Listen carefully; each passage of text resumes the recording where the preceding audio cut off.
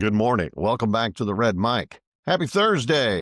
Glad you're here. Missed the anniversary of Sandra Day O'Connor's death. That's on me. Probably on social media, probably on our lack of attention, our lack of focus. Unfortunately, it's probably on society too. It's amazing. She was the first woman to ever serve as an associate justice, but there's a lot of folks out there that when they talk about women on the Supreme Court, the first thing that they talk about is RGB. Not that Ruth Bader RBG, not that Ruth Bader Ginsburg is not worthy of praise and discussion, but Sandra Day O'Connor was a trailblazer in the truest sense of the word. She not only was the first woman appointed to the U.S. Supreme Court, I mean, not just in modern times, not the first one from, one perspective, the first, period. And she did it without demanding the spotlight. She once said, quote, "The power I exert on the court depends on the power of my arguments, not on my gender," unquote.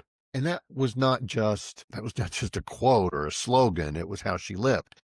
She earned her influence through preparation, credibility, and judgment, not volume. She also understood something that a lot of people, a lot of leaders forget. Institutions matter more than egos. She warned that, and again, I'm going to be quoting her a lot. I'm not going to say quote every time. So she warned that the legitimacy of the court depends on making legally principled decisions under circumstances in which their principled character is sufficiently plausible to be accepted by the nation. Think about that.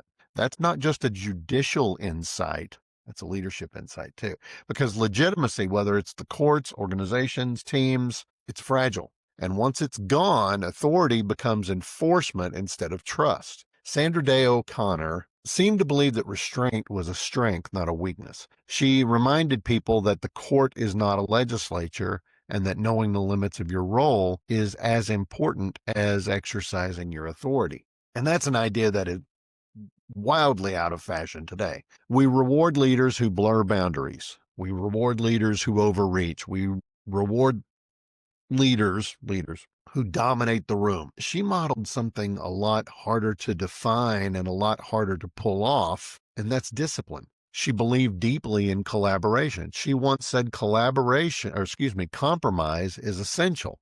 Not that compromise is surrender, but compromise is the price of durability.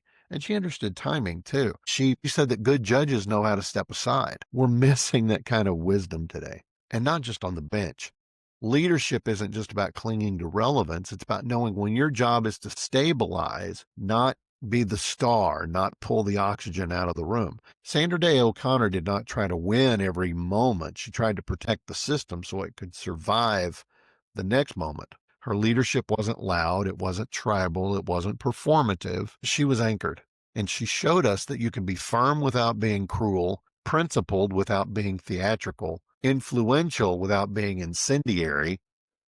And she did all this. She broke barriers and then showed people how to walk through those now gaping holes with grace. I'm a little late marking the anniversary of her passing. Her legacy is worth revisiting anytime, though. So sorry I'm late. And if you don't know anything about Sandra Day O'Connor, when you think of women on the court, if you immediately go to Ruth Bader Ginsburg, and again, not knocking her at all. She did amazing things too, but she wasn't first. Look up Sandra Day O'Connor.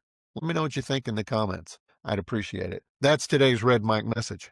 I hope you found it interesting. I hope you found it helpful. I hope you're able to put some of these Red Mic messages in place in your own life. I would appreciate a like, a follow, and a share. Tomorrow, #Fun Friday. The overreaching topic is what's in a name. I had this in the back of my head for a while, and it just so happens I'm about to get a letter from a government entity that I actually have written about. I wrote the script for tomorrow yesterday, and this morning on my USPS, informed delivery where they send you scans of folders and envelopes and stuff. Well, apparently in today's mail is a letter from that very same entity that I'm talking about tomorrow. So I don't know if God intends to be a comedy writer, but his timing is impeccable. I'll just say that. I love you guys. I'll see you again tomorrow. Until next time, don't forget, as always, life is short. Drink the bourbon. I'll see you.